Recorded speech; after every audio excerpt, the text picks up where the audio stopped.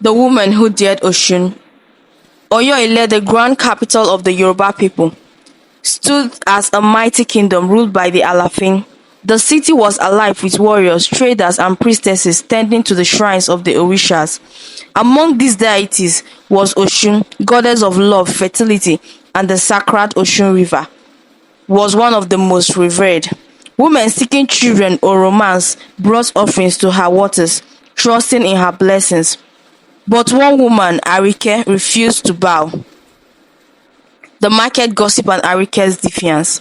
The market hummed with life, drums beating, traders calling out prices, women balancing baskets of yam and clothes on their heads. But amidst the daily commerce, whispers followed Arike. She had been married for years, an old woman muttered. Yet her womb remains empty. A woman without a child is like a tree that bears no fruit, another added. Arike clenched her fist. She had heard it all before. Even her mother had urged her to visit the Oshun River and plead for Oshun's mercy. You must give an offering, her mother insisted. Oshun has blessed countless women. You must humble yourself. But Arike had changed. She had met a traveler from across the seas, a man who spoke of a new way, the path of the one true God.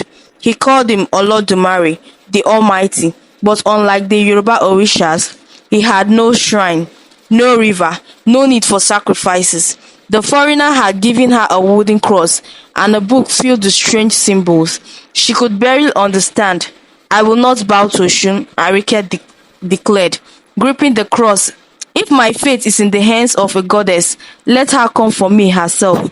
Her mother gasped, stepping back in fear. The market women clustered their beads. She dares the goddess, one whispered. That night, Arike walked to the river alone. The river of defiance. The Oshun River shimmered under the moonlight, its waters golden and calm. The scent of the fresh offerings, honey, oranges, and shea butter floated in the air. Priestesses dressed in flowing yellow garments watched from a distance, whispering to one another as Arike approached with empty hands. She stepped to the water's edge and knelt. If you are truly a goddess, strike me down. But if the God of heaven is greater, let him protect me. The river stirred. A sudden wind rushed through the trees, and the priestesses gasped. The water turned murky, as if something ancient had awakened. Arike stood, unshaken. I will not fear you. The priestesses fled into the shadows. The wrath of Oshun. By dawn, the river was no longer calm. The once golden waters had turned a deep, angry brown. The people of Oyo murmured among themselves. The goddess is angry. They said, someone has offended her. Arike woke to find her husband standing over her, his face pale with fear. You have brought a curse upon this house, he shouted. The river is rising, creeping towards us.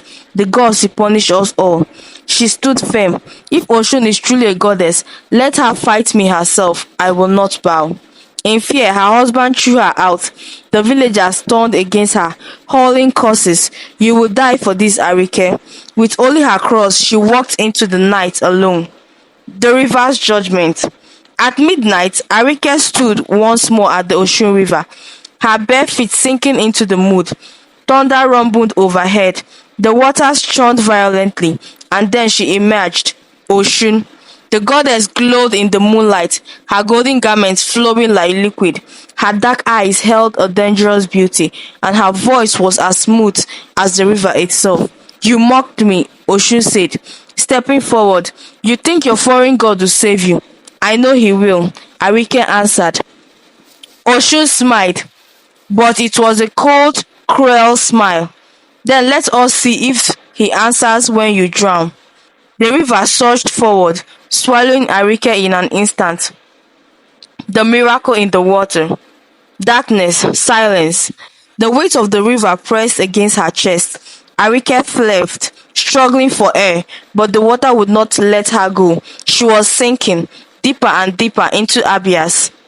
Then light, a warmth unlike anything she had ever known surrounded her. She could breathe. She opened her eyes, and though she was still beneath the river, she did not drown. The cross in her hand burned like fire. Oshun screamed in fury. The river trembled, waves crashing wildly, but Arike was untouched. A voice deep and powerful spoke. "Fear not, Arike." She rose, standing on the water itself, the woman who walked on water. At dawn, the people of Oyo gathered at the river bank, expecting to see Arike's lifeless body. Instead, she walked out of the river, alive, untouched. Gasps filled the air. Some dropped to their knees in awe, others fled in terror. The priestesses of Oshun trembled. "It is impossible." Arike raised her hand, her voice strong.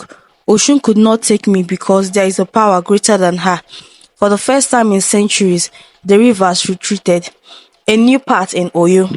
Arike never bore children, but she became a mother to many. People sought her out, whispering, "Tell us of your God, the one who saved you." She spoke of a power that needed no sacrifices, no rituals, no rivers. Some laughed, others feared, but some believed. The priestesses of Oshun watched in silence. The river still flowed, but it was forever changed.